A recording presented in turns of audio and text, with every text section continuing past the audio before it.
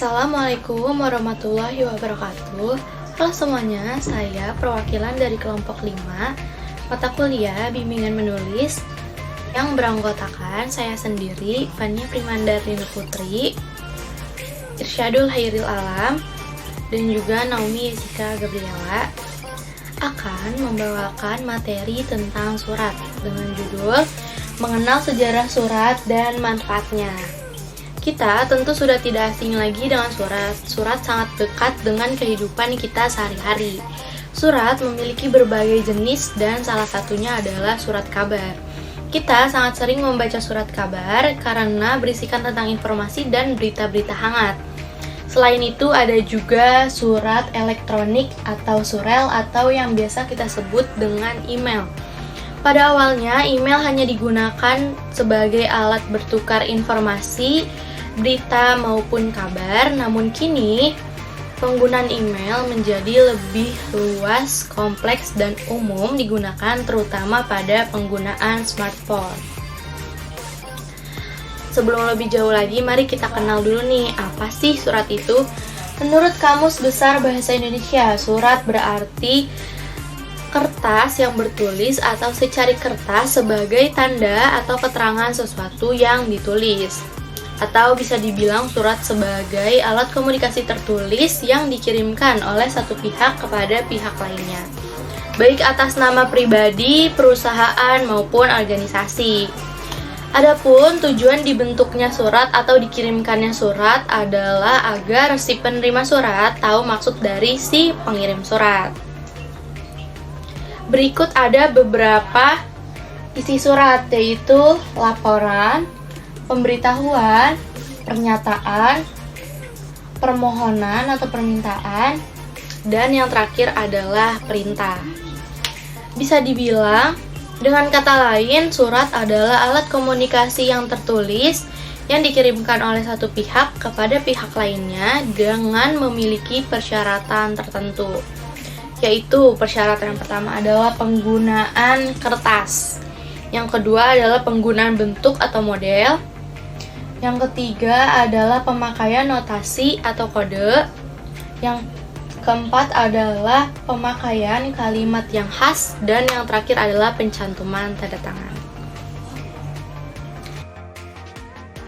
Sekarang mari kita bahas tentang sejarah surat di dunia. Pada zaman dahulu ada sebuah organisasi yang berpusat di negara Finlandia mengajak masyarakat untuk berkorespondensi dengan seluruh masyarakat yang ada di belahan dunia lain.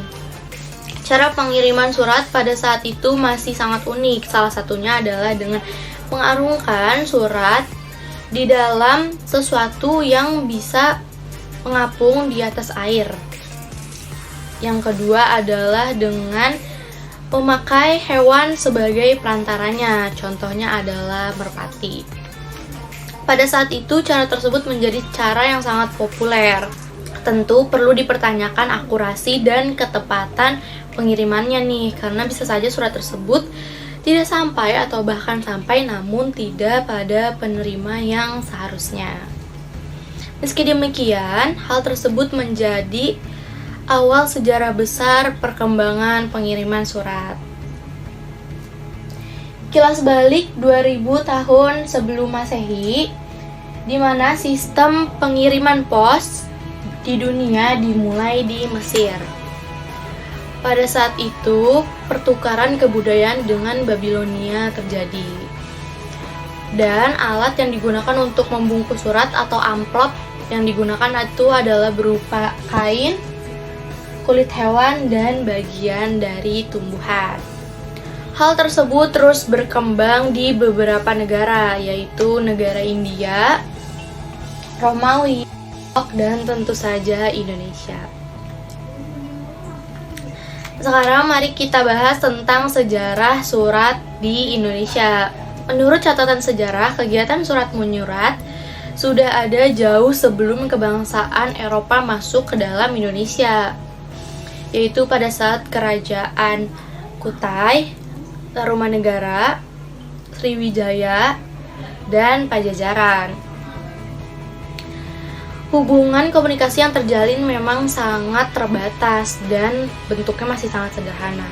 Alat-alat yang para raja tersebut gunakan komunikasi yang terjalin memang sangat terbatas, yaitu antar raja-raja saja, dan bentuknya masih sangat sederhana. Alat-alat yang para raja tersebut gunakan yaitu antara lain ada kulit hewan, kulit kayu, potongan bambu, dan juga daun lontar. Masuknya kebangsaan Eropa ke dalam Indonesia membuat kegiatan surat menyurat mulai menggunakan kertas. Tidak hanya itu, kebangsaan Eropa juga memperkenalkan jasa pengiriman pos kepada masyarakat, yaitu yang biasa disebut sebagai kantor pos. Pada tahun 1809, atas perintah Gubernur Jenderal Herman Mudendels, dibuatlah sebuah jalan raya yang diberi nama Jalan Raya Pos dari Anyer sampai Panarukan sepanjang 1000 km. Hal tersebut membuat pengiriman surat dari Jawa Timur hingga Jawa Barat yang tadinya 40 hari menjadi 6 hari saja.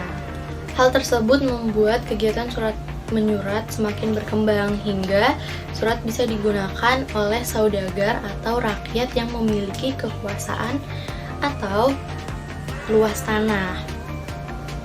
Hingga pada akhirnya surat bisa digunakan oleh rakyat biasa yang bukan dari kalangan keluarga kerajaan dan juga pemerintah. Semakin berkembangnya kegiatan surat menyurat, pada akhirnya kolonial Belanda membuatkan kantor pos di berbagai kota-kota besar di Indonesia dan juga menyediakan banyak kotak pos. Hingga pada saat itu kantor pos menjadi salah satu tempat yang paling sibuk. Namun kini fungsi surat semakin tergeser karena perkembangan teknologi. Kita semakin mudah berkirim pesan dengan orang-orang di belahan dunia lain tanpa menggunakan surat. Sekarang ada beberapa manfaat surat, yaitu yang pertama tentu saja sebagai alat komunikasi, yang kedua adalah sebagai alat bukti historis, yang ketiga sebagai alat bukti tertulis, yang keempat sebagai alat pengingat, yang kelima sebagai pedoman kerja.